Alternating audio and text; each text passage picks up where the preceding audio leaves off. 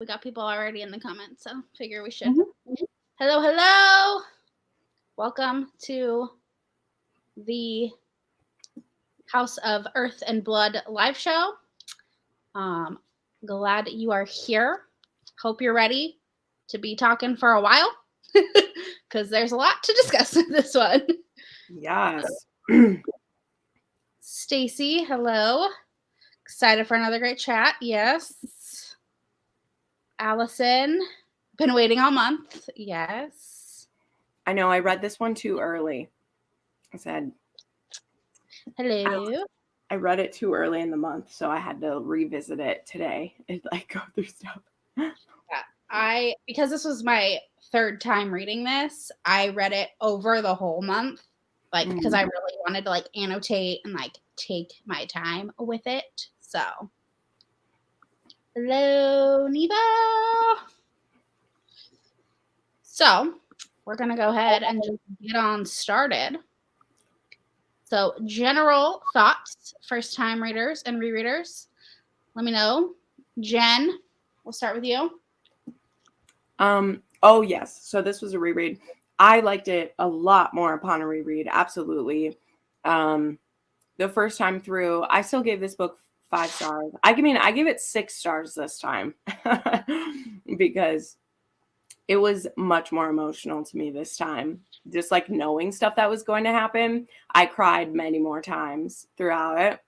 And, you know, I'm wearing my shirt tonight, which now everyone knows. Now everyone knows why when people see Light It Up, they cry, because it is devastating. Also,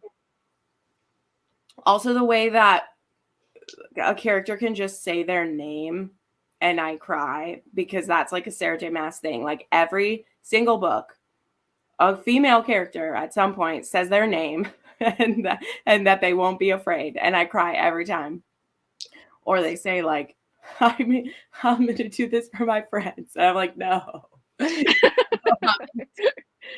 I can't. I literally can't. This just like guts me. It's so good. It is very complicated. I could read this I look forward to future rereads. Like I just know. Like I look forward to future rereads of this when other books come out, because even this being the second time, I fully listened to this one. The first time I read it, I was mostly listening, but then I read along with it. This time I listened because I was working on my quilt, and I wish that I had listened and annotated. So the next time, you know, when book 3 finally comes out, which from what I'm like hearing some buzz, I'm hoping the announcement for book 3 is going to happen very soon. It's going to be the new covers of Throne of Glass are going to start being released, and it's hopeful that there'll be an announcement with those. Anyway, but I already look forward to the next time I'm going to read this, and I'm really going to annotate and dive into it. But I'm saving that for when book 3 will be coming. I'm sure we'll do another mini readathon and reread both of these. But yeah, loved it. Joe, what about you? This is only my second time reading this series, this book, and I remember the first time reading it, I thought that it was very different for Sarah J. Maas, but I'm not sure that it is, but it kind of is. It's a big, huge mystery. I feel like this book is a very strongly in the mystery category, which I was not expecting the first time I read it. And I kind of, I don't know, I felt like I distanced myself a little bit because I was like, oh, mystery, I want to read the romance. But this time I was kind of really nitty gritty into it, and I really ended up enjoying it. And I'm so happy that I did, because I have a lot of hope for when we reread the second book, because the second book was one of my most disappointing books of last year, because you have your opinion. Yeah, it was. I'm just grunting because I'm like, ugh. Yeah, because I just remember being so bored. But this time I was so into it, and I was crying, and I was laughing, and I was just having such an amazing time with the characters that I feel like it was a completely different experience this time around than it was the first time. Thank God, because I had so much fun. It was a lot of fun. And I do need to listen to the audiobooks, because I've read it physically both times without any of the audio, but I'm very happy about it. Glad. I don't know how I read Sky and Breath without rereading this book. That's one thing I would like to say. Like, I was getting too impatient for the new book and I didn't reread this. And I don't know how I did because I forgot so much stuff from this. Anyway. So this is my third time reading it. This was my first ever Sarah J. Maas book that I read. I read it in 2021 and I absolutely loved it. I was like, I was very new to fantasy. So like, I was like, this is phenomenal. Like I was just, every page was gripped. When people say it starts slow, I didn't see that. I think it starts with a bang and then it kind of slows in the middle. Yeah, exactly. And then it ends obviously with a bang. So I completely agree. I was like, it doesn't start slow. It starts with a mass murder. What are we talking about? And then I reread it before House of Sky and Breath. And then I reread it again this time. And this time I really like absorbed myself into it and was like, I mean, and I have the audiobook, but I still haven't listened to the audiobook. So maybe the fourth time I read it, I'll listen to the audiobook. I mean, the lady does great Hunt because we know who this is. Like, she does great male character voices. Like, anyway. And Lahava voices. Don't even talk about Lele. Last 20 minutes in constant tears. Yes. Even the third time reading it, I was sobbing last night finishing the book. Yeah. I cried more this time because I know what was coming, and I went, there'd be these things, and I was being like, Anyway. My friends. First time reader, loved it so much. Glad you loved it. 5 stars. Yes. Still cried. Yep. I wanted to ask Joe, sorry, while she's going through those. Joe, I wanted to ask you if you think that because we're in this mode of like rereading all of these, like if that helped, or if it's just the fact that you're rereading that like you were absorbing more. Like, do you think it helped that we're like going through all of these and you're really immersed in her right now, or what do you think? I don't think that if we weren't rereading all of these, I would have reread it. That's how much I was detached from it. And it's not that I actively disliked it by any means. It was just very different than what I had come to expect from Sarah J. Maas. Because I was the first time I read it, I was very in my like Rhysand and Farah like love bubble, and that's what I was expecting. And to be met with kind of like a mystery and murder and mayhem and all of this crazy stuff, it just wasn't what I wanted, I guess, the first time I read it. And I think that if we weren't rereading them, I wouldn't have reread it. I would have continued on, because the funny thing is, you were talking about not remembering things. I was reading this and I was like, I completely forgot the entirety of this plot. Because my brain was just not into it at all. And I forgot where the horn was. Totally forgot where the horn was. I was like, I'd really like to know where the horn is. No, the only thing that I was focusing on the first time I read it was Hunt and Bryce, which of course I was focused on them this time because I love them. But and I completely forgot the overarching plot of the whole book. And so now when I went to reread it, I was like, oh my gosh, this is so much fun. This is so interesting. And I genuinely didn't know where the book was going to go because I forgot the freaking plot. So it was a lot more fun this time. And also, since I was reading it this time, I knew what to expect, that kind of mystery aspect, the bigger world, different things like that. So I wasn't as surprised, I guess. Is Jen frozen? I think she is. I think Jen's frozen. Oh, Jen. So yes, at its core, this is a murder mystery. Very urban it's like urban fantasy mystery. Jen will be back. Technical difficulties. But it's beautifully written and it's an awesome story. And I loved it this time around. And I'm so like just angry at myself that I didn't enjoy it as much as the first time, because this time that I read it, it was just like a new experience for me, and I absolutely freaking loved it. Yeah. I can't remember what I rated it the first time, but I gave it 5 stars this time around. We updated the Goodreads. It's official. Yeah. I knew when I read this before I had done any kind of like I had been into BookTube or any book internet. So I knew nothing. Like I just knew that Sarah J. Maas was huge. So I didn't know anything like about it. And I think that helped because I didn't have that like, you know, everyone in my ear telling me like, oh, this, and this. So Yeah.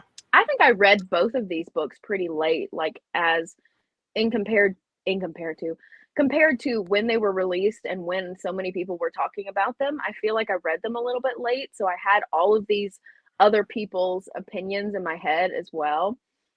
Yeah. So. Oh, Stacey, this is a great part. I thought Bryce was so unlikable, but I mean, Sarah's doing it on purpose. Like I've said this, and I especially feel it through this. Sarah never writes a one note like woman in any book that she writes, and I like. Obviously, I knew she was doing it on purpose. I was like, she's not making an unlikable heroine like just because. But oh man, it was so hard to fall for her for me. And I mean, I just completely do. I mean, she's still like, she's not my favorite heroine because I have diehard favorites in other series, but like, I really love Bryce and I'm very interested to see where she goes. But I love it. yeah. I think I relate a lot to Bryce in the first, maybe not necessarily in the first part, but also, you know, that kind of party girl facade is huge in the first part of the book. And I kind of love it because she's young, she's having fun, she's pretty much not got a care in the world, and then shit hits the fan. And then she kind of keeps that party girl facade as like a armor, I guess, which I appreciate. It's very interesting too because, again, of like all of Sarah's books, this book has the most unreliable narrators of any. Because Bryce has never been a carefree party girl. Ever. Like her entire life has been stressful or like in hiding or trying to, you know, whatever. And you just don't know that until so far in. And like when we're in Hunt's POV, the things that he thinks of her, he's not exactly wrong with the info that he has. You know, it's fascinating to me because Sarah really reveals information well in this book. Like, it's very interesting, but a very unreliable narrator in this one. Yeah. I think House of Earth and Blood was my second. Red Thorn of Glass. Then House of Earth and Blood. Jump straight in. Love Bryce for her growth. Yes, I agree. I like her. Well, yeah. So basically, part one, we meet the characters. And, you know, we meet Bryce and her party girl ways. And I think I'm frozen. Oh. Nope. We can see you. You're moving. Maybe it froze for you. Meet Bryce. That happened to me. Party girl ways. And, yeah, my internet has like from like 5 to 8 p.m. My internet is just awful. So sorry. But Bryce and her party girl ways. And we meet Danica and the pack of wolves. Is that what they're called? I don't even remember. Yep. Yeah. It's Danica the pack of wolves. Yeah. Pack of devils. That's what it is. Yeah. The wolf pack. And the pack of devils. Yeah. Combining the things. And, you know, Bryce goes on a date with a guy and then goes out partying because the date didn't go so well. But the pack of devils is at home, and Bryce gets home, and there was a mass murder. And that's the whole first part, which literally, I don't get. It's how people say that it's slow when it literally starts with 6 people or whatever being murdered, 7 people being murdered. It's an explosion. Yeah, I remember the first time I read it. That's the one thing that I didn't know about the book. And I was reading it and I was like, oh my gosh, I really love Danica. Like, I love the pack of devils. I was like, oh my gosh, who is this Hunt character? Like, I am all for Connor. He is so cool. I like Connor. And then all of a sudden, they're all fucking dead. I mean, it was like a punch to the gut. I mean, literally. And she's still high on whatever drugs she had taken. So obviously, she's not in the best mindset to deal with it. And it's like she's faced with every single one of her problems at once because she was out having a fun time while her friends were being murdered. It was just horrible. It was horrible. Yeah. Well, and it's like, yeah. And of course, like, and so many people blame her for it, but no one more than herself. But also, like, she wasn't supposed to be there. It was pack night. She wasn't even supposed to be there. So she didn't do anything wrong, but be having a good time. And I mean, and then everything you do gets used to stab you in the heart, you know? And yeah. And she's pretty much exiled from the wolves, which the wolves were a huge part of her life. Yeah. And who's left anyway. Yeah. And then Fury leaves and Juniper's pretty much the only one left. And yeah. I think I'm gonna bring this up now since it's the part one into part, like, it is like the part one part of this. I have never been so aware, and I feel this way with this book and with Silver Flames, which we're doing next month, is watching Sarah J. Maas's mental health journey through this book and the next book. I don't care if people say we need to have Death of the Author and separate it. It's there for me. It's there for me of the knowledge I have and the fact that she's going through postpartum depression and being worried about if she should take medicine to help herself or not. And so much of what she writes, like, we see it in Bryce, in how she feels isolated. She feels very much like she needs to put on the facade of still being okay, and that she just, like, lost chunk of time. You know, like, that's how it feels for us when we skip ahead almost 2 years. It's just a black hole. And that's what, like, Bryce was in. And just, anyway, this book, I could see this book being very triggering for some people because it's heavy. Like, that is hard. It is hard because we just know how much she loved her. So much so that people question whether they were lovers because they loved each other so much. You know, like, friend that you love so much that people think you might be together because you love each other so much. Like, I mean, I even questioned it. Like, a rereading, I was like, is there supposed to be some subliminal stuff in here? Because I don't know. Like, I don't know anyone else. And, like, is that where she's, like, trying to show? But no, like, they literally just love each other so much. Like, well, Hunt even asks her. He goes, "Were you guys lovers?" And she's like, "No." No, I know that was me saying that. Yeah. Is it's like, they love each other so much. People like that. Yeah. So, like, which, yes. Oh God, that. Oh my gosh. Yeah, no, she's horrible. She needs to come up. She continues to be awful. a piece of work. Just know she's still bad in the next book. Like, anything else. Yeah. Well, and yeah, and like the way, I mean, I don't know. Bryce is also like a convenient person for people to blame in a lot of ways. But it's like, what would she have been able to do? Like, if she'd been there, she would have died too. So it's like, but in so many ways, like, Bryce wishes that. And that's where I mean of, like, there is a very triggering look at, like, she almost unalived herself pretty serious. Like, it was going to happen. And if she didn't have her friends who still did check in with her, she would be gone, you know? And I think that that's an important revelation as we start, like, pulling the pieces apart. And honestly, like, this is a jump ahead moment of, like, it makes all the revelations about Danica hurt so much more because of how much she loved her and how many secrets she kept. Like, man, I oscillate of how I feel about Danica. Every time I read this book, she is brought up on every fucking page of this book. Like, it honestly gets annoying. Like, someone told me, they're like, we're going to stop talking about Danica. And I was like, I mean, she's kind of the point of this book. But, she's the murder. She's the mystery. She's the answer. I mean, she's everything. Yeah, she's like, everything that happens in this book is either like her fault or because of her. Her fault or her resolution, like, of her trying to save it. And then, yeah, anyway, sorry, I'll stop jumping ahead. No, you're good. I mean, I love all of it. other than the murder, there's really not a lot that happened other than in her party facade. Yeah.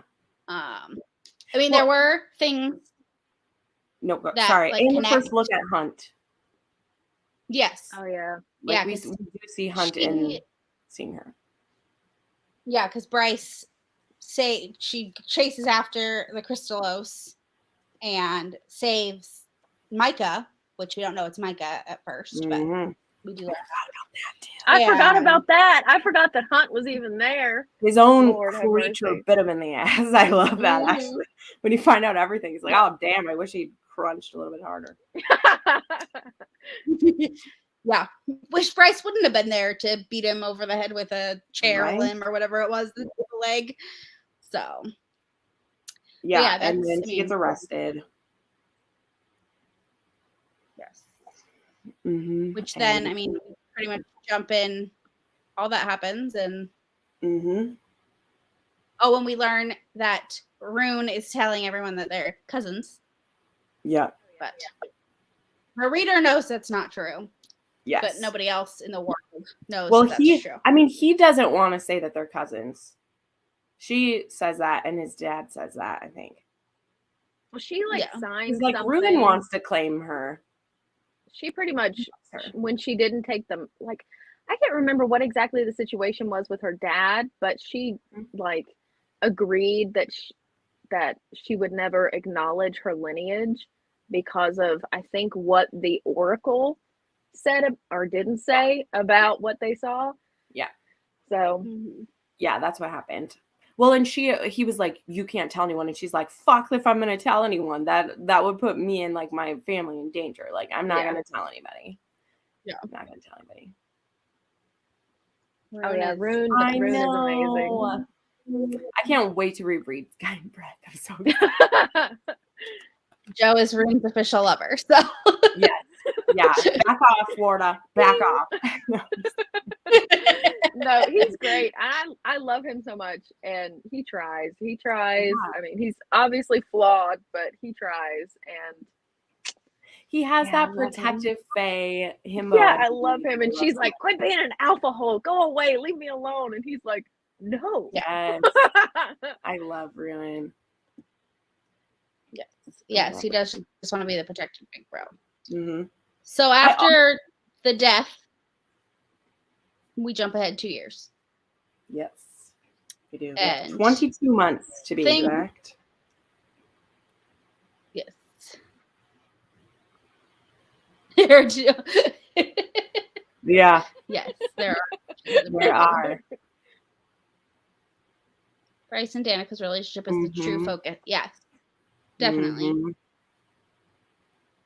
Yeah, definitely not in this one. No, I think it's Cassie that we're expecting a romance to be set up, and I mean it is being set up, but I mean there is in the Sarah J. Maas book I've read that there hasn't been something in it, like even if it's the start of something, even back in the OG, like there's something, and so for there to only be some like dry humping on the couch, it's kind of like, what are we doing with them? But this book really is like Hunt and her become such good friends. Like the betrayal of finding out what he did hurts on a friendship level more than it hurts on a romantic level. Like in this, they're like this, like, we don't want to be working together. And the whole like part 2 is him like realizing he's wrong about stuff. And then part 2 and 3 is him like, they are friends. Like they care about each other. And yeah, it's going to be a friends to romantic happening, but it's not the main focus of that, because they don't think they could be together anyway. But I think that's a great point out. Like I definitely feel that, Danica is very much the thing. Oh, geez. I love that was here because it very much felt like Sarah explaining romance terms to people who read her books who might not be romance people. Because like all of her characters read romance novels. I'll just put it out there. In every one of her books, one or multiple of her heroines read romance novels, because that's, of course, I do. There's some romance authors apparently that live in every Fae world, and she finds them. There's some authors in Valaris who are writing those books that are supplied to everybody. But like, where was I going with this? Now I got distracted. Oh, but the whole like alpha hole thing, I actually like laughed, but then I rolled my eyes because it kept getting brought up. And I was like, we know who an alpha hole is, Sarah, but I guess not everybody does, because not everybody reads romance who reads Sarah J. Maas, you know? But when it gets explained, I just love it so much because he definitely is an alpha hole. And it's great. Yeah. So we talk about alpha. Yeah, good stuff. So... Oh, okay. I wanted to bring up, because I did put some notes on my scribe here when I was going back through. And this was mentioned either in part 1 or 2. I think it's probably in part 1 in a lot of the exposition. So I'm just going to put it in here. I didn't like click with this about how many leaders of this city there was until I like was going through the notes and I saw someone list them all. And the fact that there are like 7 districts. And there are 7 leaders. And then there's a district that doesn't have leaders. That's the humans. So like there are literally like the city is broken up into 7 parts that have 7 leaders. Which, you know, if you guys know your map if you know your map of Akatar, there are 7 lands. There's the 4 seasons and 3 celestial courts. So I thought that was kind of interesting when I saw it laid out.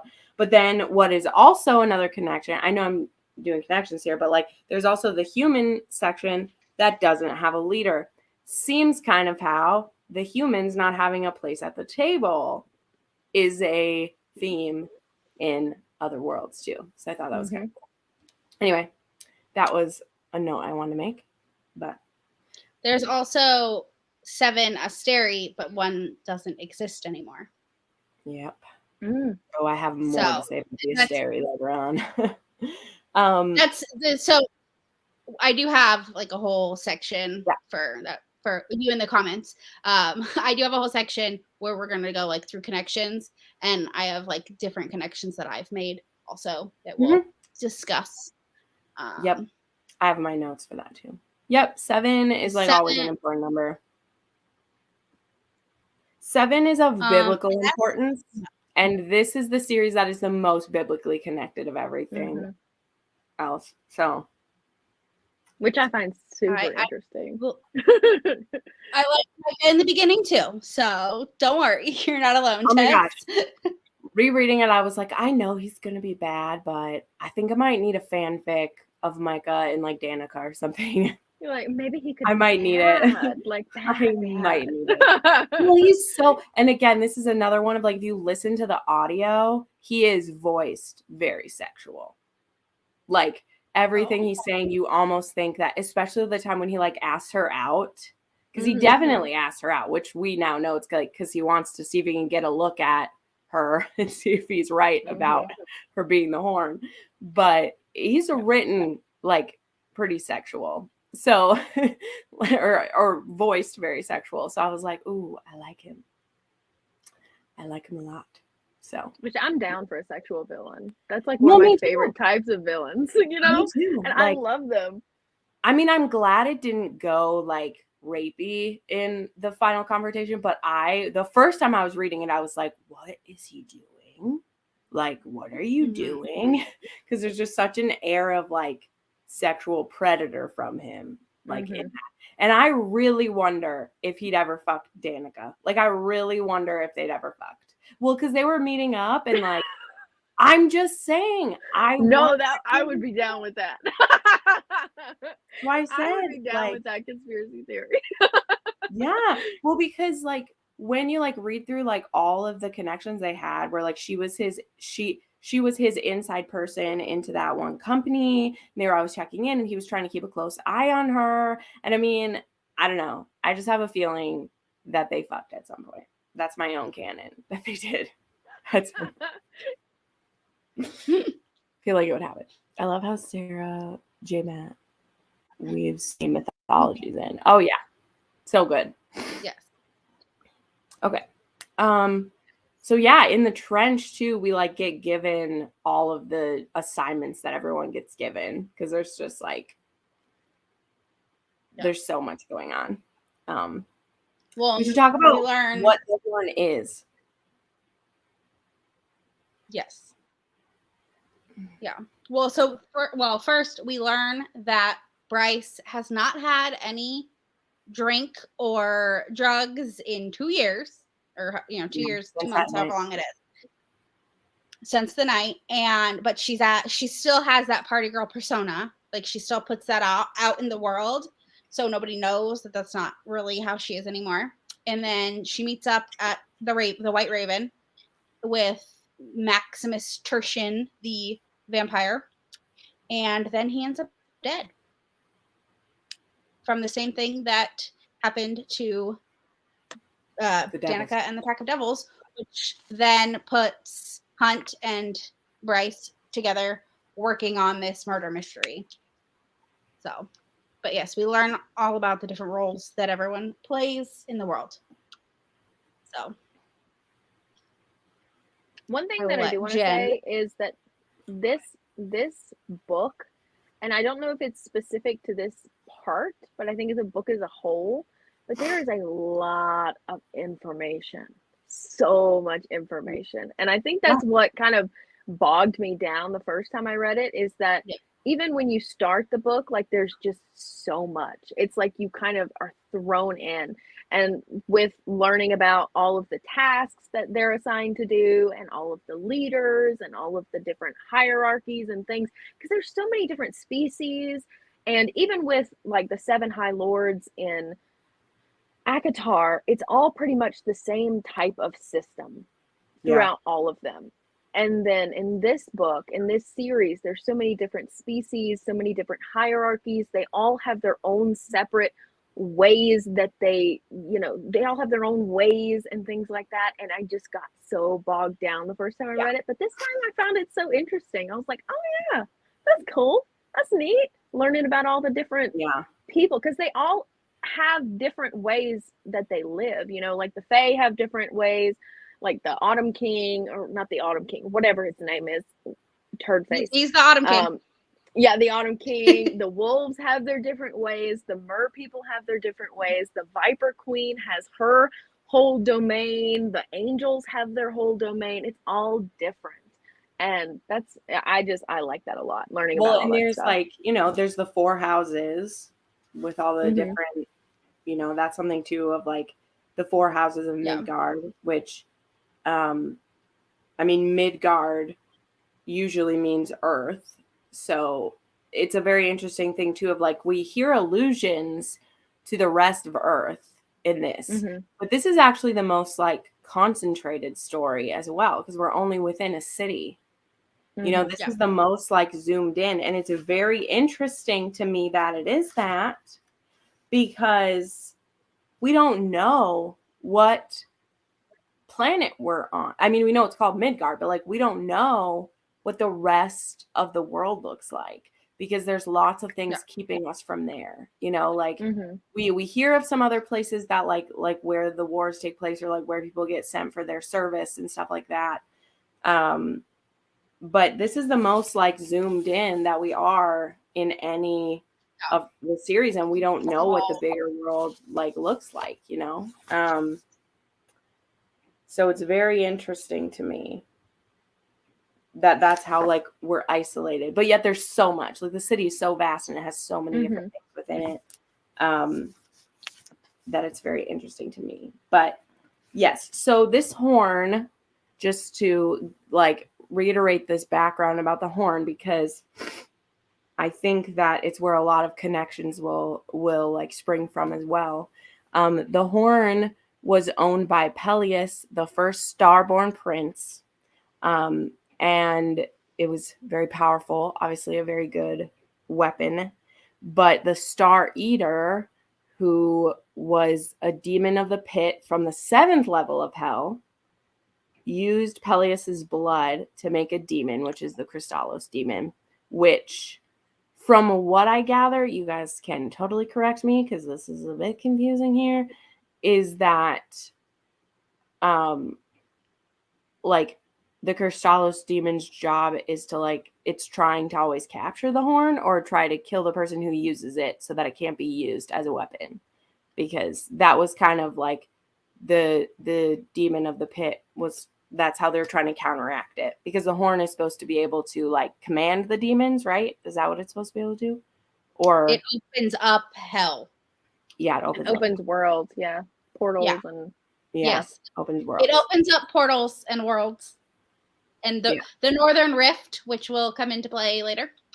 Yes. Yes. So, and this horn had then went down through the generations of Fae, because the Star Eater, being the first Starborn prince, like the Starborn line is who Ruin and Bryce are from. Like that's where the Autumn Kings have come through. And we hear at a different point of this, and also even more like we get these little tidbits at different points through this story, but it's believed that no one has had that power in a long time, and that's part of the reason why the Fae King is like disappointed in Ruin, because he hasn't had the power, and Bryce does have the power, which her mother and Randall know, and they have made her or encouraged her to keep it hidden.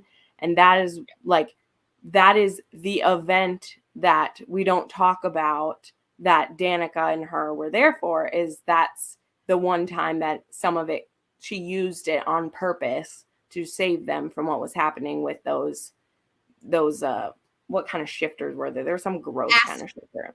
Yeah, the Asp shifters, the biker gang that was doing something, and they were going to get killed by them. And so she said, "Look away, Danica, look away." And she used some of her power. So Danica knew about it and went about finding a way to protect her friend from it, which I thought was pretty interesting. So anyway, that's my like rough background of the horn. But and it had come down through the line of the Fae, and it had been on display somewhere, and it had been stolen. And so the Autumn King wants Ruin to find it. And also we find out Micah wanted it to be found as well, so he is doing his things to make it happen. So so Bryce is supposed to try to find it. That's what Jessica is telling her to do. But then also Micah is trying to make her find out who it is, which of course is all a big grift, because he's the one who fucking did it, but he wants. So that's like why I think this is so confusing, is because there's all these cross purposes.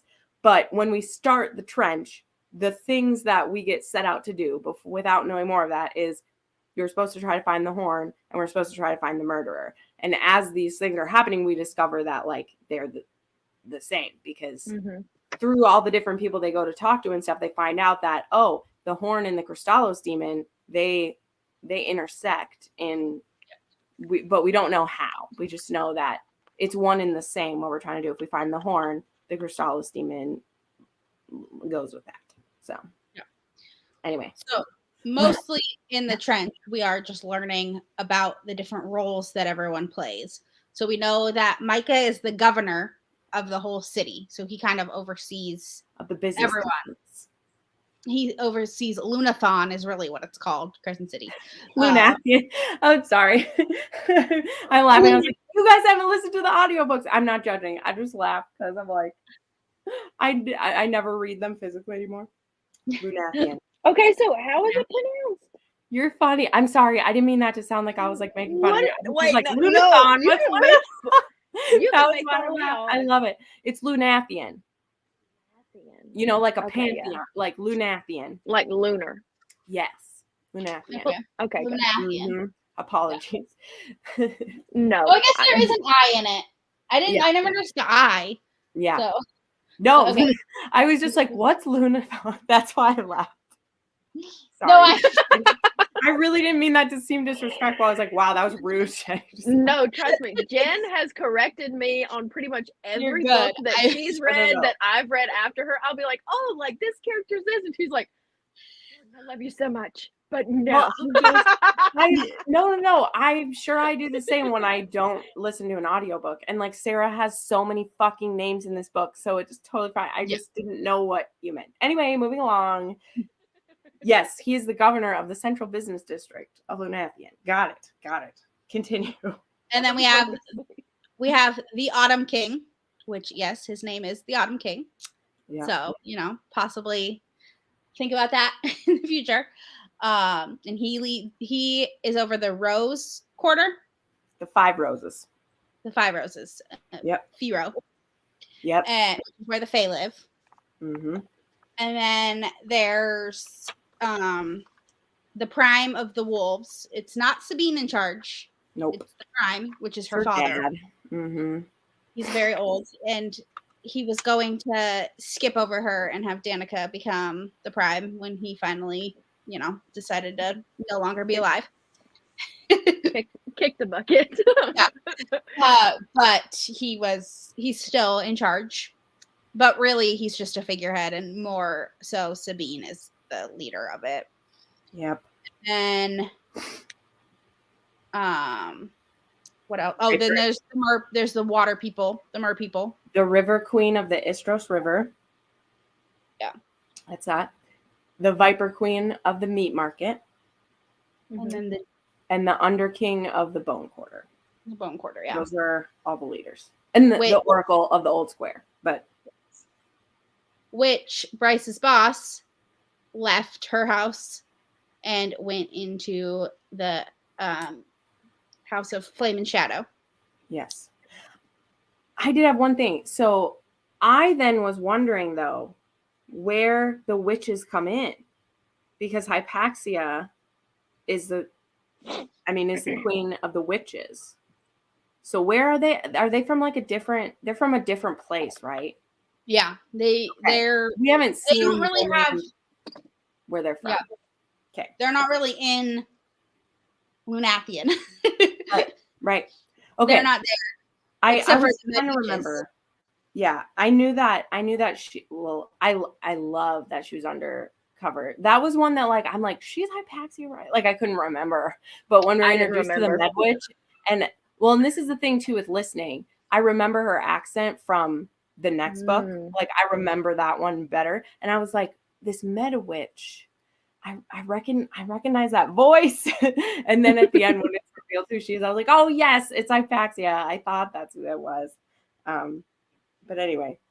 Okay, yeah, because they're from, aren't they in a forest or something? Do they rule in a forest? Yeah, I think so. Because I think we go there in the next book. Yeah. We go to that place, but okay. But yes, Warda, witches exactly. are a different continent. Yeah. And because that's supposed to be it's supposed to be an alliance. It's supposed to be an arranged marriage. Yeah, between Rune and mm-hmm. Yeah, it'd be nice if we got to see the continent where they're from. Yes, all of it exploded together. Oh yeah. Yeah, it's everything builds upon itself. Everything everything in this story has a purpose. It may be slow in the middle, and you may be because when I was reading it, I was reading only 20 pages a day. And there were times when I was like, I really don't want to read these pages because it's just some of them, it's literally they're sitting around watching a sunball game. And it seems like it shouldn't be important, but it is because of what happens ultimately in the third part, at the end of the third part.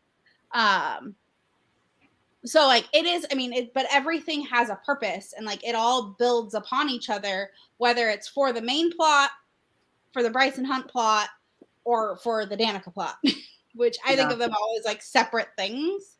Yeah. The Danica and the main plot kind of go together, but I feel like Danica also had her own whole thing going on. Yeah, she definitely had multiple games going at once. Oh yeah. She had a lot going on. Which we learn as we go on. Yes, we do. Yeah. Was there anything? I think that's mostly the trench, right? Is just that, getting to know each other, fleshing things out. Yeah. Parts 2 and 3 kind of run together for me. There's not really, nothing, it's because I'm looking at it right now, and nothing big happens other than them thinking that it's Sabine that might have killed Danica. Nothing big happens at the end of the trench to lead into the canyon.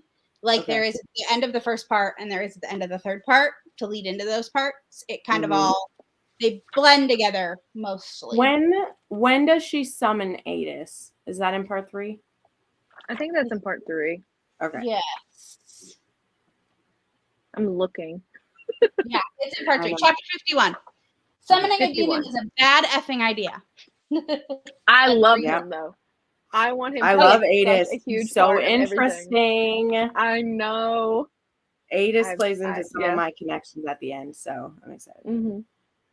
Adis, who like he had such a small role, but his role, especially at the end, like it blows everything kind of up. So I mean, well, the fact that Sarah gives her epilogue to Jessica and Adis, like that tells you how important they are, because we don't get an epilogue of the characters that we love. It's Jessica. Like, I mean, I always thought Jessica was interesting. I want to know more about her so bad.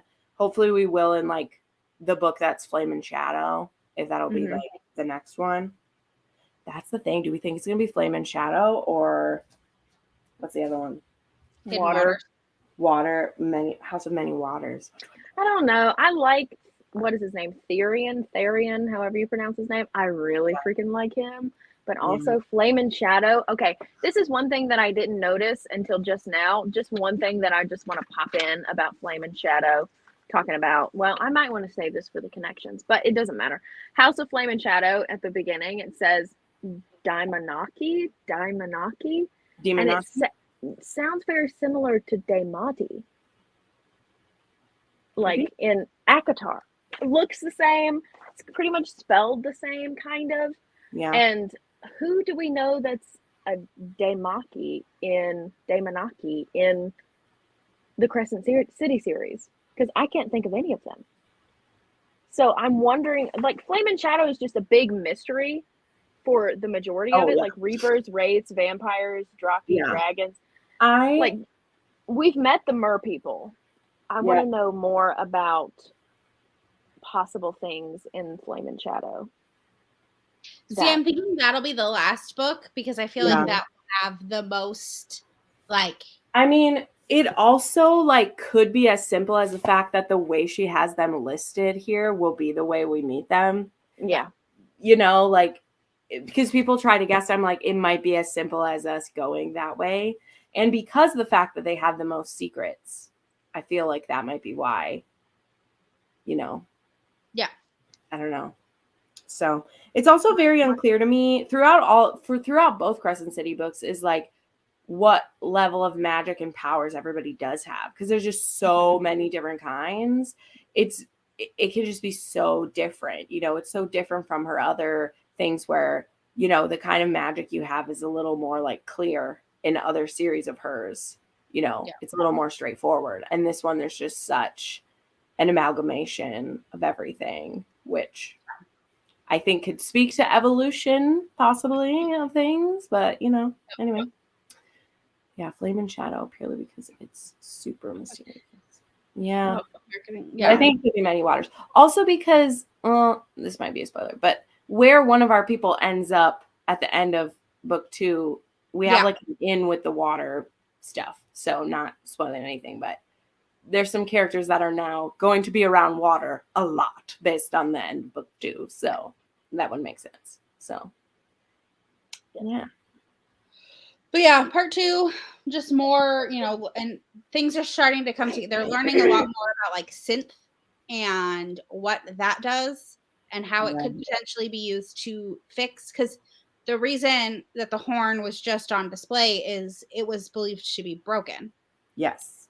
There's a crack in it. Mm-hmm. And we needed magic that was not magic to heal it. And we did learn about synth in the first, we heard about synth in the first part, but we didn't know what it was. We just know that Fury told Bryce to stay the hell away from it. And so we know, but we learn. I was going to tell Stacy, it says, it doesn't tell us when it is, I don't think. It says in the year 33 is when they created the houses. So we don't know what year it is, I don't think. And it would, like, we aren't necessarily in the future, though, Stacy, either. It could be present. It could be present time in this world for all the others. Because it's a different world. So different world can be at a different technological advancement than everywhere else. Mm-hmm. But I have some guesses when we get to the stuff there, based on some things. Yeah. There is a date that is given, but the canyon, yes. Oh, so many revelations. Yes. And in this part, we learn, the ending of this part really is what, like, is kind of the inciting incident of the whole thing, because Hunt is found on the barge dealing or trying to get by synth with Victoria and Justinian. And trying to stop the deal. Yes. If we're being generous. Yes, he is trying to stop the deal. Only after he watched that video with Bryce, though. Bryce did this because the jacket, love all possible, had a flash drive in one of the letters. So. Well, the flash drive that's in her jacket, right? Yeah, in the jacket. The flash drive that's in her jacket that she hid there. What was I going to say about this? I think it's so interesting too, because number one, through this whole section, Sarah does such a great job of like giving us information, but to the wrong things that we're looking for. So it's like, it makes you feel frustrated, but also upon reflection, you're like, we're finding out some, like, seriously some stuff, but because it's not the thing that we're looking for, we just like kind of blow past it. And she does a great job doing that. And number two, not for a single second am I mad about what Hunt was doing, because if it wasn't against what he needed to do for this, we would completely be on his side. So the only reason it's bad is because we find out that they'll kill themselves if they take this thing. We absolutely would want the angels to rebel again. So it's almost a thing of like, we're only mad because he like lied to Bryce about it, but he didn't know her enough yet to tell her. But I mean, it hurts. Like, it hurts because it hurts Bryce. Like, that's why I was sad. I think the only thing I was pissed about is that he knew the truth about Danica and the Pack of Devils, and he didn't say anything. But also, I mean, at that point, he was starting to care. Yeah. So it only would have hurt her. It only would have hurt her because she had such a. It's not only that she had a soft spot in her heart for Danica. I think she idolized Danica in a lot of ways. She attached herself and had this beautiful view of Danica in her head. And when she found out that Danica had all these secrets, it really hurt her. And so when he knew the truth, he didn't want to tell her. Number one, because she probably wouldn't have believed him anyway. Oh, yeah, no, she wouldn't have believed him. And number two, if she did believe him, it would have hurt her. And I remember the first time I read it, I was pissed. I was so angry that he would like not tell her about this synth deal and this, that, and the other. But now it's like, if the story were being told from Hunt's perspective, it would be a root for him moment, you know? Just that the idea of him rebelling again, you know? This is what I say about unreliable narrators, though, because we do get Hunt's POV. This is told from Hunt and Bryce's point of view, but he's an unreliable narrator. I mean, they both are. They both are, because there's stuff we don't know. There's also the fact that, like, I also forgot the betrayal part of it, so I wasn't looking for it this time. But I need to like look at it again, because there are like some hints at this, I think, that are put in, particularly like when he interacts with his friends who do this betrayal too. But yeah, it only sucks because they get caught. It's pretty horrible. And then it makes what he says about Danica hurt so much, because it's like, I caught you doing something bad and now you're shoving this stuff in my face. And that's, I think, really why she's so pissed at him to begin with. But she gets over it immediately. Yeah. And is willing to sell her soul for him. So I forgive them both. Yeah. You know. No, definitely. And she's willing to go back the first time I read this, obviously I didn't know what I know now, but first time I read it, I was like, Hunt, you're so stupid. If you solved this, you're only going to have 10 more murders, which obviously we know that that's not true. Yeah. But I was just like, why are you being so dumb? Yeah. He was never going to be able to solve it. It was all a setup. So sad. Fuck Micah. Yes, Micah sucks. So. God. But yes, yeah. Obviously, all of that happens. We discover all these things, and then Hunt betrays them, and we end up in the ravine. Yeah. It's part 4, where all the shit hits the fan. Yep. Again. Yes. There's the meeting of the council or whatever. Yes. And Hypaxia's alternate identity is revealed.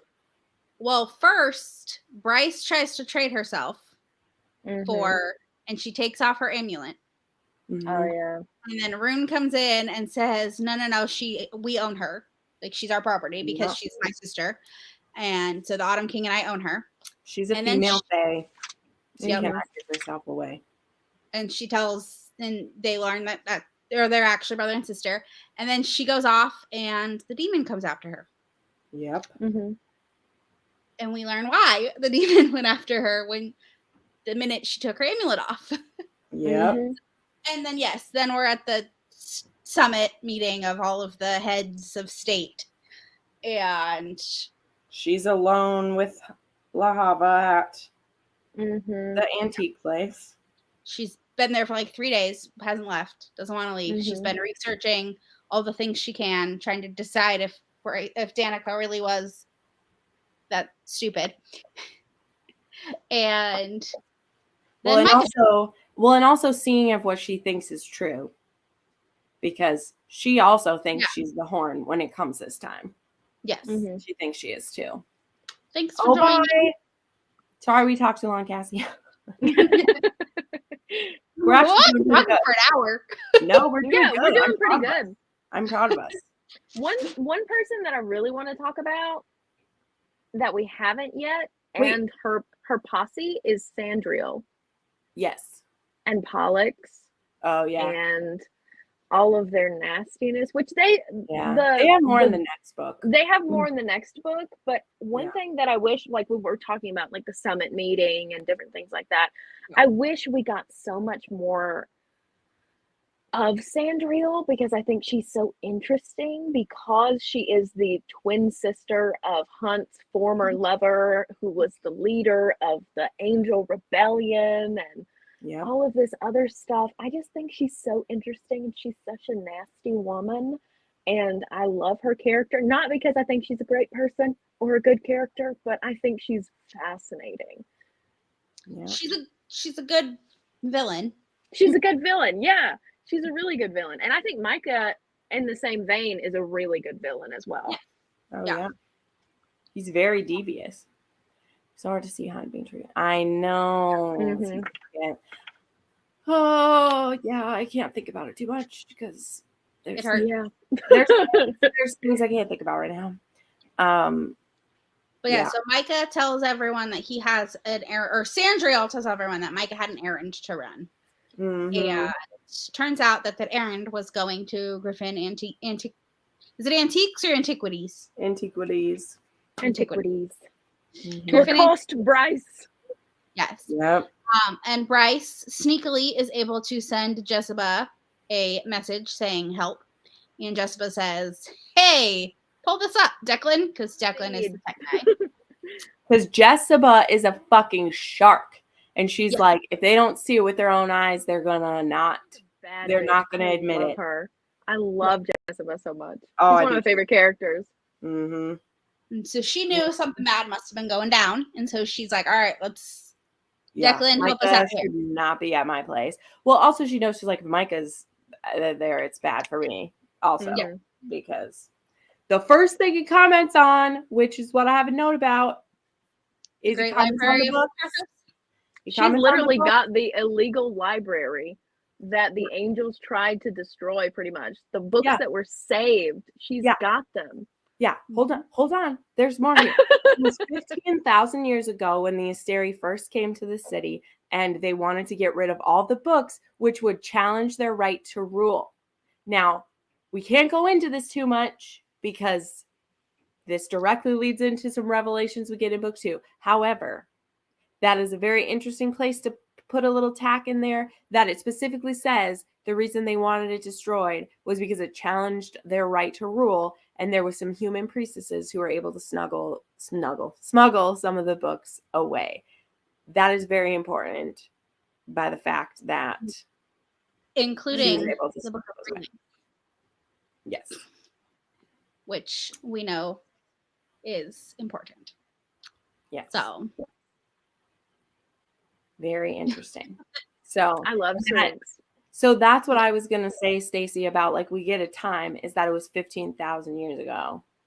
And again, I'll put a pin in this until we talk about our connections, but I'm very intrigued by the fact of like it would challenge their right to rule, which means they are not naturally supposed to rule anything. So anyway. So yeah, so he comments on those and then he starts spilling because he's nothing if not a good villain who's going to tell us everything and who thinks he's so fucking brilliant that he's just going to unravel it all to us and explains that this was all him all along. What? Great villain monologue. It was very tense too, because the way she breaks it up back and forth of like the people at the meeting not moving their fucking asses because they just start to like, it's just Bryce. They can kill her. It's fine. Like, fuck off to those people. But, you know, like, the only ones that do anything is the Fae. He had tricked Danica into doing research for him for stuff. And then when she found out too much, then he was like, oh, I got to take her out. And that it is true that she took synth and destroyed her pack of devils. That is true. But it was because she was poisoned with it, which is devastating. Because it was devastating when you find out that she killed them. You don't want to believe that. But it is true. Like, that's what happened. That is so horrific. It's beyond everything. And, like, we can't believe it, you know, because it's one point when we're told that in another part and we're like, she was a drug addict. She had too much. She did this. And it's like, no, she was the fatal dose that like killed everyone was because she was poisoned by it. And then, really like the Crystallos demon came as like an after effect, right? That's correct, because right? It had to do with Bryce. Because of the black salt. The obsidian salt. Yeah. So that was in which Micah's like, it calculated risk. And Hunt's like, Bryce is like, I should have just let it kill you, damn it. Yep. And then he's planning to give her synth, have it heal her, and then use her to open the gates of hell. And that will somehow make him an Asteri if he does that. His plan makes not a lot of sense either. Like, the Asteri aren't going to just welcome you because you're doing that. He's crazy. But we have some very sad moments with this. Yeah, he definitely shoots her up with some synth in the leg, and she goes a little crazy. Throws. He also drops Syrinx, however his name. Yeah, that's Chimera, right. Into the Nox cage. Yeah, which the Nox is a nasty, nasty creature. Evil, pure evil, just for that alone, pure evil. The Syrinx is my baby. I love and that creature. She's able to use the books. The books help her lock him in the bathroom. It's locked in the bathroom, and she's able to rescue Syrinx. But she's not gonna be able to get away. She's not gonna be able to get running because she's injured. So she's running. So sweet. And she's like, Lele, come on, let's go up the stairs. She's like, no, Bryce. It's better than that. It's more painful than that, but it's better than that. So much more painful. Oh Lord, it's so painful. I cry every single time. Gotta No, I it's gotta find awful. what she says because it's the most beautiful thing ever. Where is it? Yes, Jason. right Cue here. the tears for the book. Here it is. Here it is. Here we go. I am a descendant of Renathia Drawl, Queen of Embers. She is with me now, and I'm not afraid. My friends are behind me, and I will protect them. My friends are with me, and I'm not afraid. And Sarah, you can live in pain for doing that to us. But You can pay for my therapy. Hold on. She does that not so that Bryce can get away, but so Bryce can be the most badass woman ever and put the gun together. Because she not only is taught how to shoot by her dad, who's a badass, but she knows how to field strip a rifle and put it back together and use a bullet. Because, of course, Jessica doesn't just have a beautiful gun on display. She has a fucking golden bullet that uses it. And you know what, Micah? You wanted to be a god? Well, this god killer can kill you.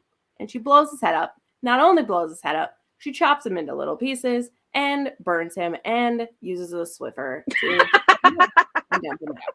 And that is the most satisfying thing that I've ever seen. But and everybody's just watching her do this, like, I know. Not only did she just destroy an archangel, but she obliterates him, smokes him, and hoovers him up. Like, it is the most beautiful thing. Because that's the only death that is even worth it. You know, that's the only thing. So, everything he deserves. And she brings out Danica's sword that has been left in Jessica's office for 2 years and chops him up with that. So, and everyone's like, there's the sword, because obviously that's all Sabine cared about from the beginning was the damn sword. And yes, her vacuuming him up is, I pretty sure I put like, because I have the Brie emoji stickers, I put like the guns one. I was like, yeah. I know. It's so satisfying, especially when you're like crying your eyes out because it hurts so bad.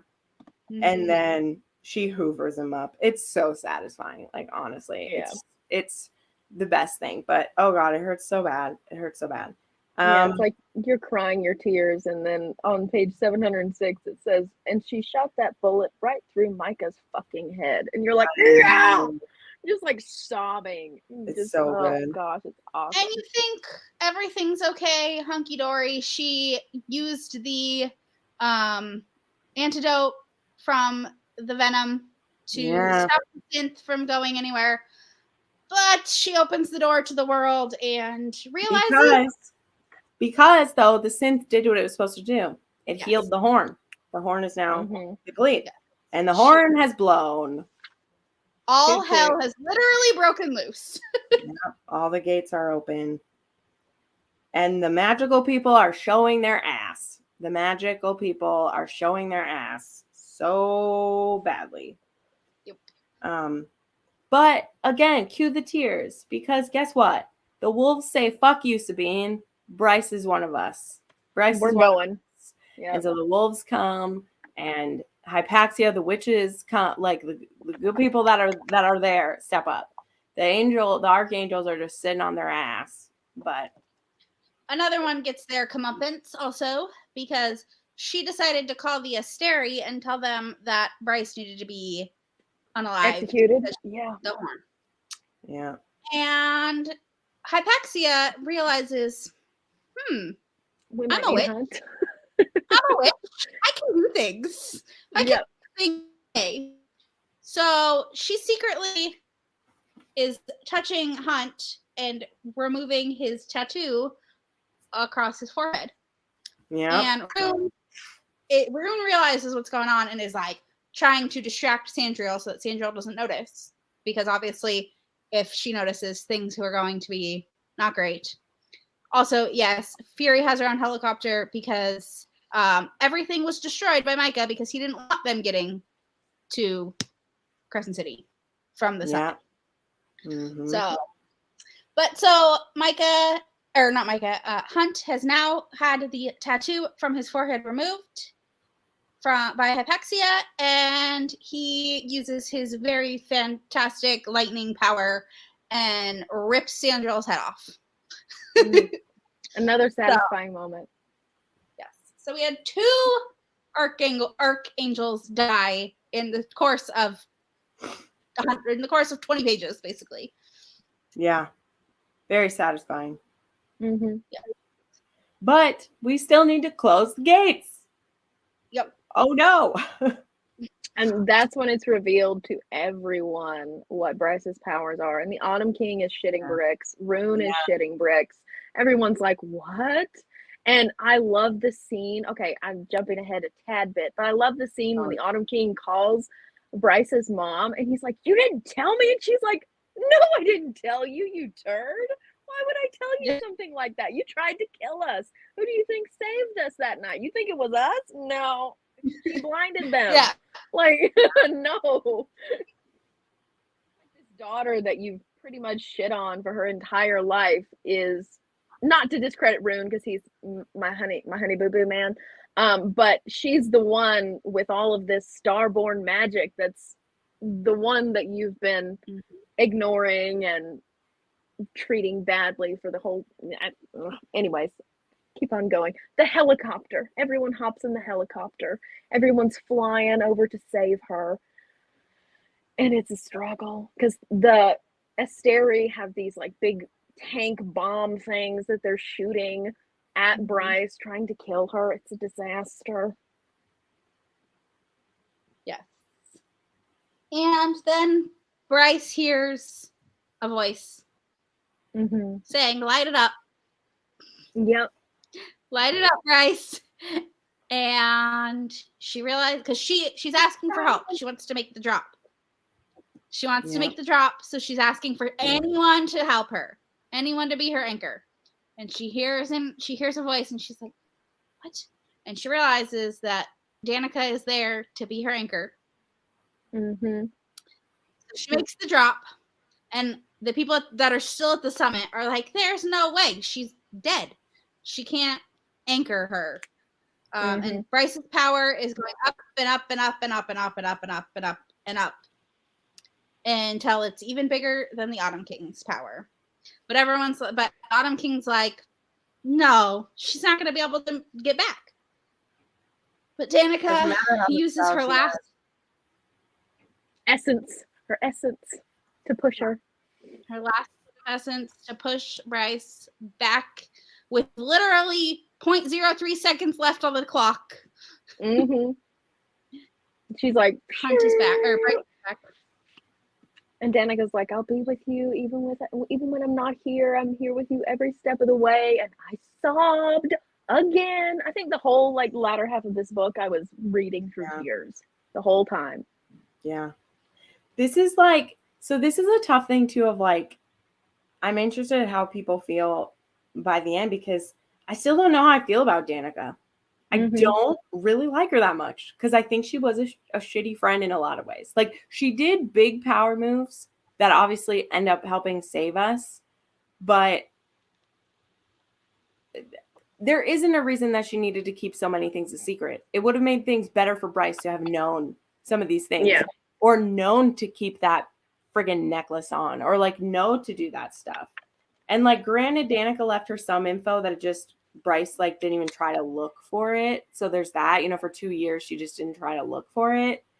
But I'm still like conflicted. It's okay. Danica doesn't have to be a perfect person. It's not like I have to feel one complete way about her. But she is someone that like I definitely idolized more the first time that I read the book. And the second time around, I'm kind of like, I don't know, you're kind of a bad friend in a lot of ways. Like, I don't know. That's me. And everything that happens in the second one, which we won't get into that, but there's more. We learned that there are more secrets that Danica was keeping. So we never can get over them. Yeah. So then Bryce and Hunt have healed because of Bryce's first light. It has healed Hunt after he saved her. And they get a call from Regulus, the right hand of the Asteri, saying stay in line. Don't use the horn, and don't ever talk about murdering archangel. I cannot say that. Archangels, and everything will be okay. And Hunt is no longer a slave. Yeah, you can stay free if you keep your mouth shut. Yeah. So I think reading the second made me question their friendship. Yes. She is flawed, but it makes me like her a little more. So yes, I think we're going to take a quick intermission because I need to go to the restroom and get some more water. But then we'll come back and we'll do all the connections because I feel like that's going to take a while anyways. So. Sorry, my dog got loose. My dog got loose. And he was outside running around. Lord have mercy. So we're going to do a quick 5-minute intermission just to go take a potty break. Sounds good. Get some water, go to the bathroom, all that fun stuff. And we will be back.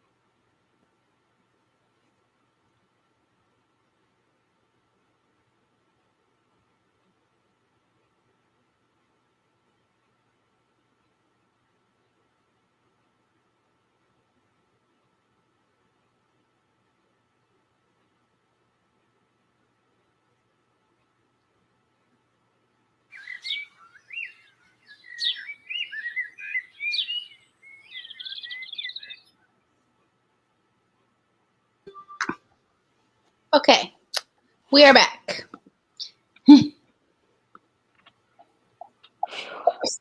From our quick intermission, if this would go away. So, why is that not going away?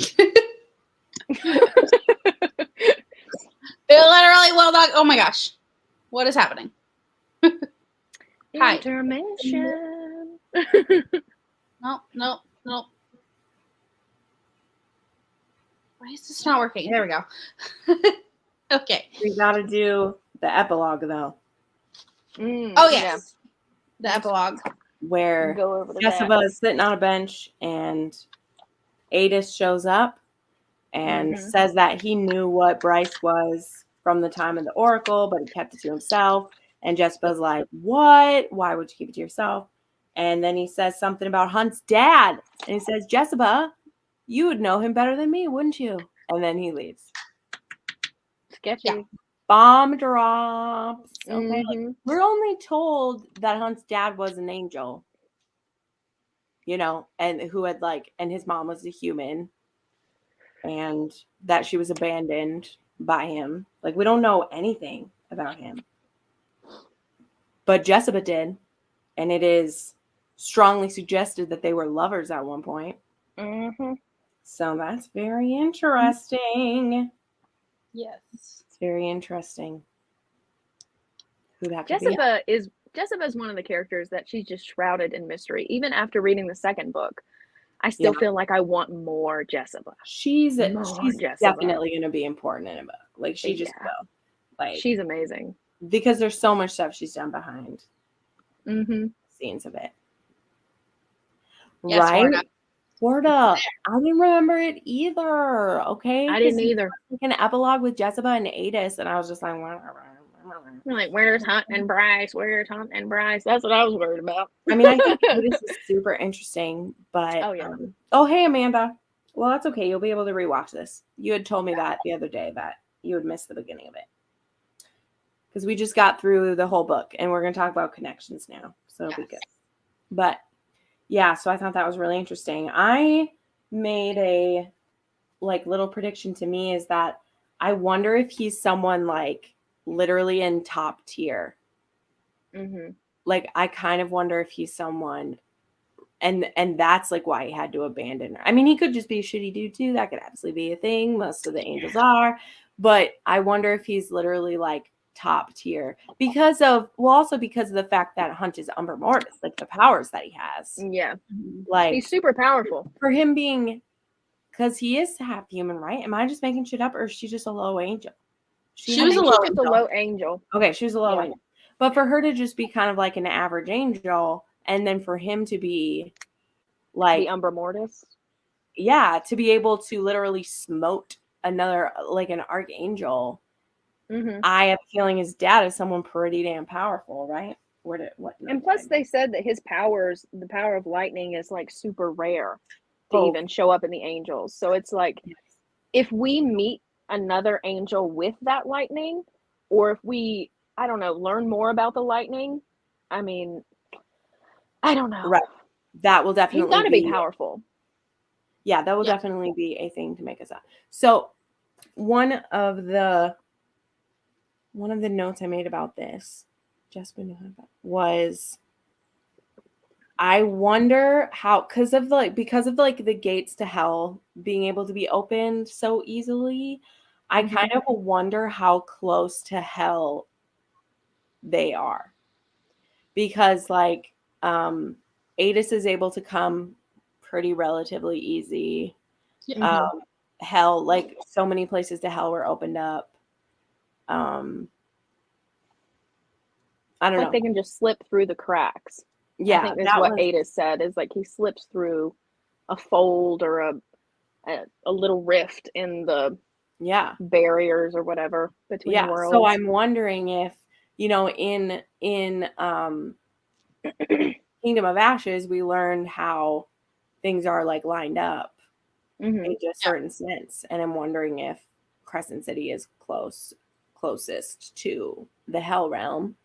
Because I mean, I'm trying to separate what I know of the next book from this one. Yeah. But just who the Asteri are when they came here 15,000 years ago and set up where they came from. And tried to destroy all prior knowledge. Yeah. It's very interesting. It's very interesting to me. But I think it's even more interesting if I could talk about other stuff that I will. We will refrain. The first connection that I made was the amulet. Because, which I made it with the Eye of Elena. Because, and I wrote it down.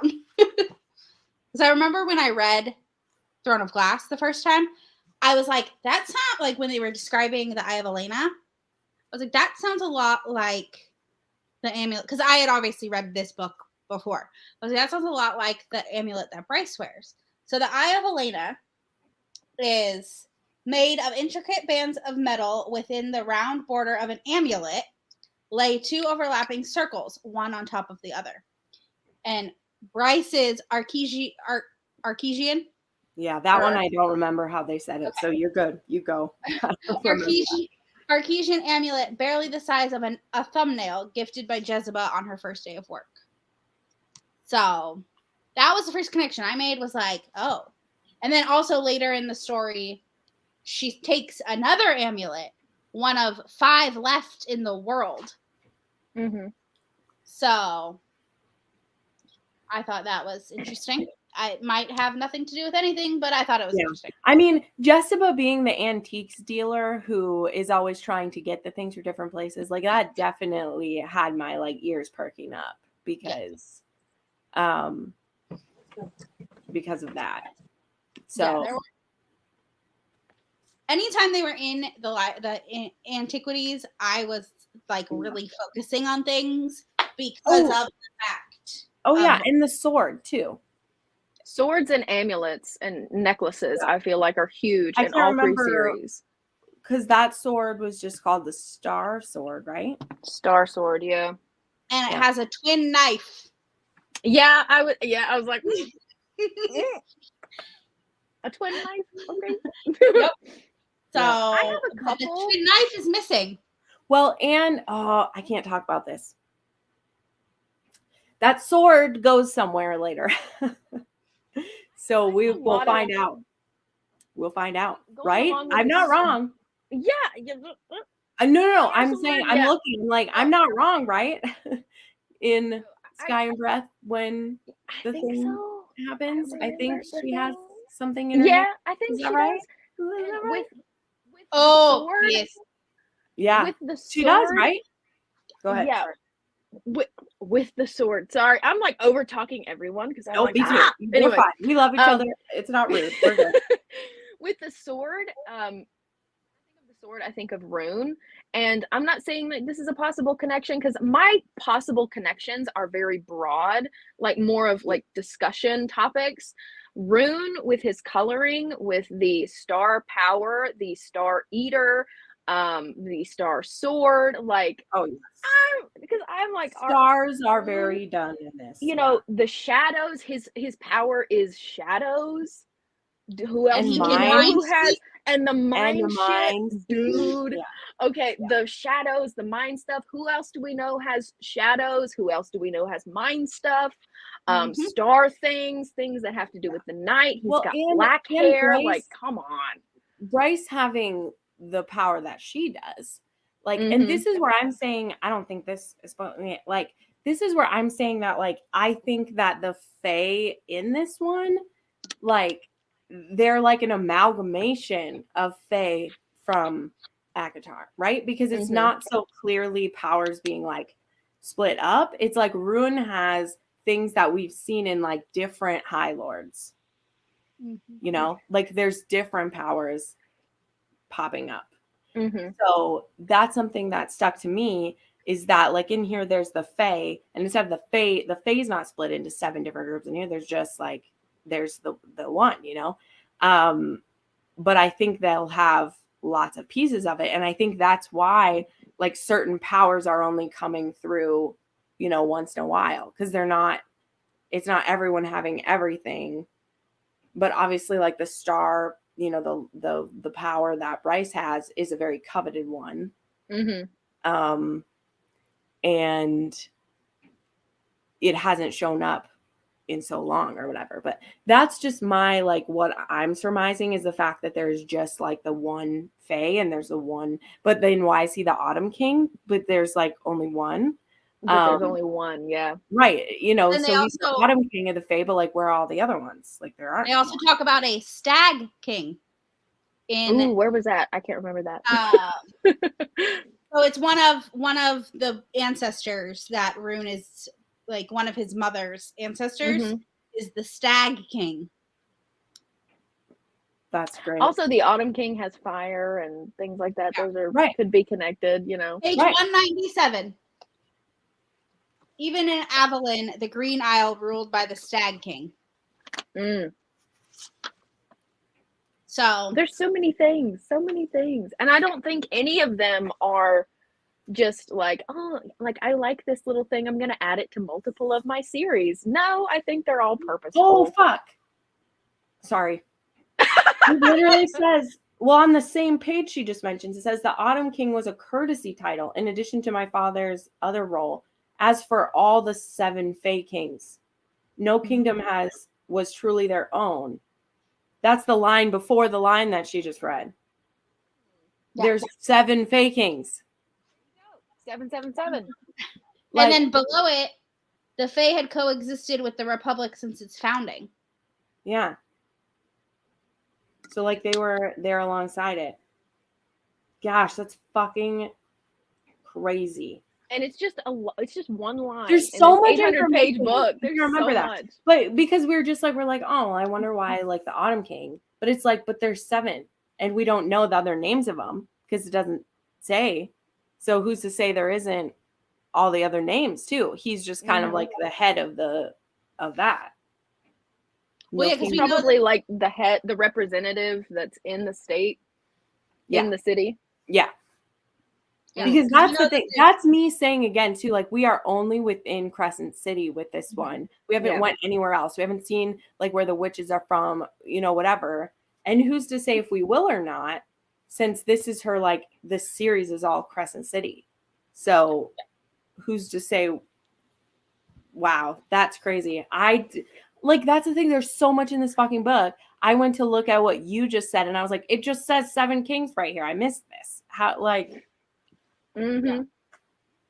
Well, that's why, like, I mean, like I said, I was reading like very small amount of pages a day. So I was trying to pick up on as much like little bits of information that I could. And like anytime they mention anything about the Fae, so like anytime the Autumn King was like talking and like giving stuff away, like talking about his life, and then anytime Rune was talking about his powers, and then anytime they were in the Antiquities, I was really like honing in on those. Because I knew that those were going to probably have the most connection. Well, and I think it's going to be interesting to revisit Sky and Breath, because I know in that one we talk more about their magic and how they get access to it and like the drop, and like we look into that, because that always was something very interesting about the series to me, is that the only way you in contact with it is you basically have to die to get in touch. Like you have to have your second life to get in touch with it, which, you know, that is consistent at least with like Throne of Glass, right? Because it's something called like when you still, or when you hit your full maturity and then you flip into, like, what's that called when that happens? Oh my God. What is it called? I because Aelin has it taken away, like her choice taken away from her for when to do it, right? Because she's forced into her Fae body. Settling. Settling. That's what it is. No, that's what it is. But that's obviously a less like violent version of that, because you just, you know, when you get to your time where it's like, oh, you've reached your perfect like peak. Now you're settled. Now you're at the oldest physical age you'll ever get. You get there. Whereas like with Crescent City, it's like that natural process isn't there anymore. You have to go through like a traumatic event to make it happen. It kind of reminds me of, this is like, I'm literally just using this as an analogy. It's like that analogy of like in the Garden of Eden, birth wasn't painful. And then after the fall, birth was painful. It's like that analogy of like, we've lost the ease of connection with our power, and now there has to be like death to get access to it. Plus, the Autumn King talks about how the Fae have, over the generations, their power has lessened. Yes, I did remember. So, yes. Yeah, so it makes me think that at one point, perhaps, it was easy. They had more power. It was more of like a relaxing, kind of settling type of deal. But now, as time has gone on, their powers have lessened. They actually have to make a huge life sacrifice. Almost like it's being siphoned away from them somehow. What? They're being sucked dry. They're being sucked dry. Almost like they're becoming less potent over the years. What? Yeah.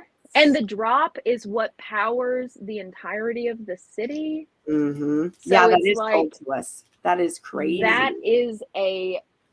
Yeah, part of your power is taxed. Yeah, they do Yeah. even kind of touch on that in here, because I know, like I said, I know we learn more about that later, so I was trying not to step too much. But we do talk in this one about how the reason you do the drop with an official is like you have to pay a tax of part of it. And then they give you just a little piece of it that people have a party with it, or they make it into a necklace or whatever. But what's happening with everyone's like that? Should that be being taken from you? Is that why we're losing potency? Because maybe you are supposed to keep that. And would the information about that maybe have been in some books that were burned so that people weren't questioning someone's rule? I'm just saying, I'm just putting it out there. I'm making these connections in my own head right now, because it's like, why did these books have to be burned? What threat was it to their rule? Well, maybe it's a threat of the fact that they're slowly taking more and more magic from people as the generations go, and the people are losing their potency because of that. Yeah. Mm-hmm. I think that sounds like a good theory that I just... I love the whole dynamic. I love the whole dynamic of the Asteri and the tax of power, and that the drop powers the city, and they're all kind of complacent in the city. Yeah. Except for, the Angel Rebellion that happened. Yeah. And the library is so fascinating because it reminds me of the Library of Alexandria, and I am a history person, and I just, all of that knowledge just gone. Yeah. Well, obviously in this fictional version of the Library of Alexandria, Jessica has parts and pieces of the library that were saved. Yeah. But a lot of it is in ancient languages. And we learn at the beginning of this book that Bryce learned the language of the old language when she was a child. I remember that. Yep. So I'm looking forward to when that comes more into play, Very helpful. But it is like a good question, because where was I going with this? Where was I going with this? Because, like, why? Oh, that's where I was going with it. It definitely shows the difference, too, of, like, when you have a world that is more advanced and you have ruling classes that now, like, depend on the people below them to keep it going. That's more than just a tax. Like think of what taxes look like in ACOTAR, where it's, we've seen tithings happen in a few different of the lands in ACOTAR, and it's bringing a part of your goods, or it's bringing money to them. Well, when you have a more advanced society, it's like, oh, look at all the things we have technology, but the tax now is steeper. It's not just money. It's, you have to give part of yourself for us to have it. So it's very interesting, because we're looking at a totally different level of the society. And yeah, we have phones now, and we have that, but in exchange, we've given up full access to our power. No one gets full access to their power anymore. You've almost given up your autonomy. Right. From the highest level down, everyone who does a drop has to give some back. And also they have those little keys, the little megaphone type things, where it's become like a tourist attraction. And when you touch it, you give a little bit of your power to also teleport a message across. So it's like, did Bryce have to pay the tax? It seems like, from what I can remember from just this read, is that's how she got all of her power. Because it said that all of the millions of people who gave a drop of their power, that's what she claimed. Because the little things up on the top, it says the power is to those that give their life to the city or something like that. And so that power went into like this big, I don't know, like lake type thing. Not an actual lake, but it was all pulled together. And so she got all of that power. But I was just talking about like the tax of just living life with these No. in the city. Yeah, you're absolutely right. I was just thinking, because I was like, because she didn't do an official drop. No. There was an official there. So I was like, she probably didn't have to pay a tax. I don't think Because so. And there wasn't anyone there to take it. I think that's part of the reason why the Asteri kind of give her a little bit of a nod to a threat at the end of the book. Right. Because they're like, you better stay in line, or, we might have some issues. You can keep the horn, just don't use it, because she's got all of this power now. Right. And there wasn't an official there. And they're pretty much like, you can keep it because you can, learn how to control it. But if you step out of line, we're going to have a problem because she has so much power. She wasn't taxed. Right. Well, and I think too, it's that threat of like, don't point out to people that, of course, Bryce is going to be more powerful than anyone else anyway, because she's who she is. But how many of Joe Schmoes would be more powerful if they weren't being taxed? Yeah. How much of what they deserve, like their own magic they're born with, are they giving up and not having a say in? Yeah. It's very interesting. I mean, and we have 2 more books, so who knows what stuff is going to come up, because exactly, with a lot of revelations we get in the next book. And Stacy made the comment like, you're so close, Stacy, you're almost there to knowing all that we know, and then we can fully so close. We're on the home stretch. I mean, just 1,000 more pages to go to, like, more than that, like teeny tiny 1,200 more pages, and we all got up. Just a cheeky little 1,000. Right? But I definitely feel like we're on the right track with some of these things of like what the lie of Crescent City is and what's going on with the leaders and everything. So did you have more connections, Melissa? Did we hit most things, or Joe, anything else? I think we hit, I mean, the horn can open gateways to other worlds is what it said. Yeah. So that's one of them. Yep. Which we kind of touched on. Yeah. This is the other one. Yeah. Oh. That's my 2 other characters one too. that we don't know a lot about. Joe and I have fun things about Amryn to share. Yeah, we do have fun things about Amryn. So I want to share one that like I thought of myself before.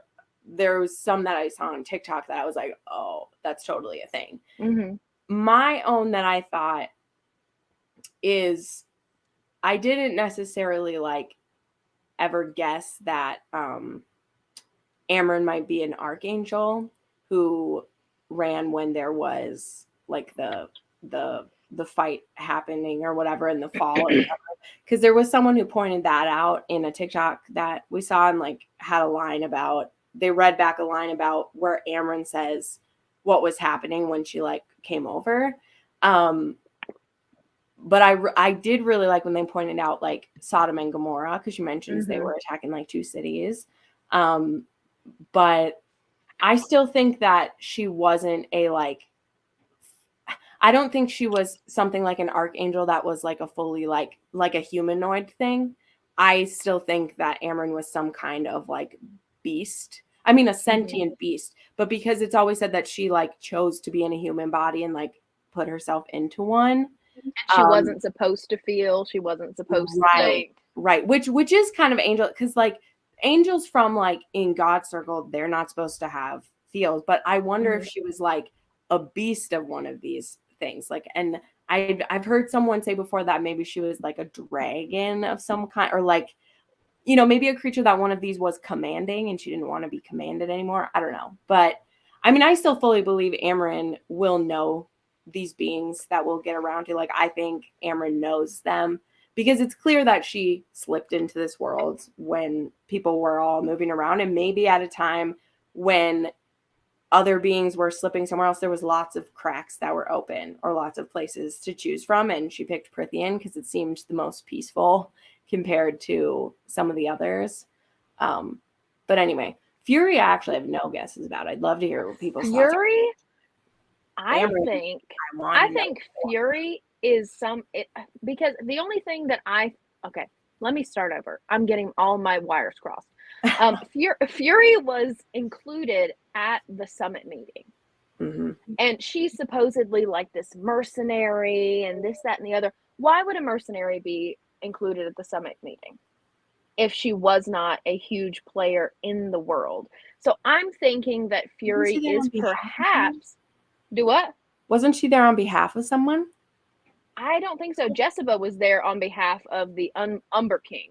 She was there on behalf of someone. I don't think Fury was there on behalf of someone. I can't remember. But I'm thinking that Fury, which this is far-fetched, but I'm thinking that Fury is some sort of fallen angel, or like an angel stripped of their wings, or some sort of big player in the she has some sort of connection with the archangels, I think, in that type of way. Perhaps because I've seen the theories where Fury is Amren and Amren is Fury, but I don't really get that. I get the vibe of she was a part of something back in the day. Like, so what I find interesting is Fury met Bryce and Danica and Juniper in college. Mm-hmm. Yeah. So you would assume that she's 22, 21, young, right? Mm-hmm. Max is 27. But Hunt is like, he's scared of her. Which this is my only, like, I'm not thinking that they're anything. I think that they might kind of be similar beings because everyone's scared of Amren. That's the only reason. So my other thing is when Amren was released from her body, she was like a little fireball. So I was like, is she part sprite? Possibly? Because Lahaba was a mini fireball. She seems so mean. No, that's great. Well, Lahaba does have a lot of attitude. So I'm just like, and the only reason I put Fury and Amren together is because we don't know enough about either of them. Like, they're both very mysterious characters that are feared by everyone, basically. Right. So. Yep. And then the other thing I found interesting is the fact that this world still has gods. Mm-hmm. There are no gods in Prithian, and there are no gods in the Throne of Glass world. Throne of Glass. Yeah. Because they left. Well, yeah. I think. Yes. Yeah. I mean, they had gods. Yes. But So I found that interesting that in Midgard they still have gods. They still have gods. Also, they have something. They have something.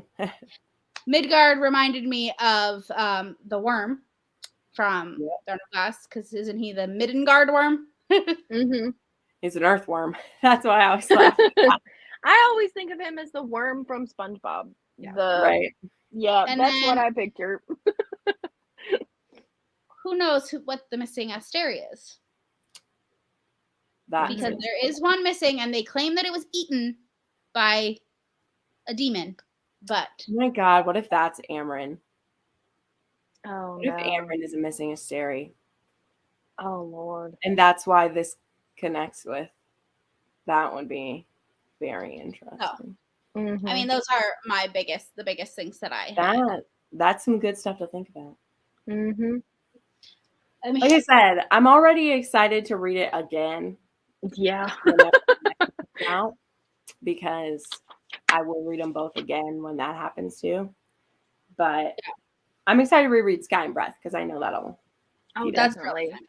Well, and I feel like the next Silver Flames is gonna have a lot that we're gonna be like, oh. I can't wait. I'm so ready. I've only read Silver Flames once, and I'm a Cassian girl, so I know. I can't believe you've only read it once. I know. I'm actually shocked. I've read it 3 times. I've only read it once because when I did read it, it had. I mean, I I found myself so much in Nesta that it disturbed me. And Yeah. so I've only read it once, and Yeah. I'm so I excited. 1000% get that. Same. Yeah. Same. I'm not as nasty. Like, I will give myself Yeah. that. I'm I not as try not to nasty. be as nasty, But but sometimes. the daddy issues, and the like pushing people away through being like, Mm-hmm. and just the self-loathing, Yeah. so good. I mean, not And good. the destruction of the self, like purposefully. Oh, Oh my gosh. Yeah. No. Yeah. Ooh, Amarin from Hell. Yeah. possibly. No, that I need to keep it to myself until the end. But I think hell is the unifying thing of everything. And I I have hope so. specific reasons. Like, I think hell is from whence so many things go. I can't And wait there's for the so many next levels book. to hell. Oh my There's gosh. the 7 levels of the hell. Because Yeah. it's the whatever his name is, he's from the 5th level of hell. Yeah, But Adis. the really, really bad one's from the 7th. So it's very I want to know so much more about him. Adis. Oh my gosh. I love him so much. And the Cheshire Cat. He's the Cheshire Cat. Yes. I love it. Yeah. I love him. Anyway, this was fantastic. What about some of our viewers? I'm sorry, viewers. You know how it gets with this. Do you guys have any connections you guys made or things to throw in? Otherwise, I mean, we're at like 2 hours, so Yeah. we'll give them a second. Otherwise, I mean, this was so great. I was really looking forward to this reread, and which is why I read it in December instead of waiting. I'm glad I did. It's so good. I'm glad I was reminded how much that I do love these characters. Because I do think that in Sky and Breath we have a much bigger cast, and we don't get to spend the same amount of time as we do with Bryce and Hunt in this one. Ooh, Stacy said Dante's Inferno. That is insane. I love Dante's Inferno. Yes, definitely. I mean, that's the imagery she was using for sure. Yeah, like anytime someone does levels of hell, of course we're thinking. Yeah, levels of hell, Dante. he's the OG for that. But Mhm. Can't wait to read it. Wait for the next 2 books. Yeah. Yeah. Yes, definitely. I am proud that we did this in under 2 hours. Yes. I was fully prepared for this to be like 3 hours plus. Yeah.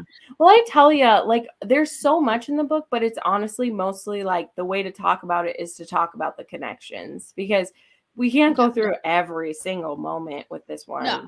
We kind of just got to go like, this is what was happening. What stuff was interesting. So Allison, is it confirmed which of her books we will be getting this year? It's not even confirmed we'll get it this year. However, it kind of is. So this is where like I let the TikTok sleuths do the work for me. I don't take the time for this. So in Bloomsbury, they had their report from like a few months ago, and they were doing things, and they said that there was a spot slotted for late 2023 for Sarah J. Maas, so probably a September or October release. And this is where like someone was also doing this work of like, because she's friends with JLA, they like have this deal where like they don't release their books the same months as each other, so they're not their own competition, which I think is a very good to have a bestie on the bestseller list with you. Yeah. And laid out the months that like JLA's books and her books are coming out, and so October would fit.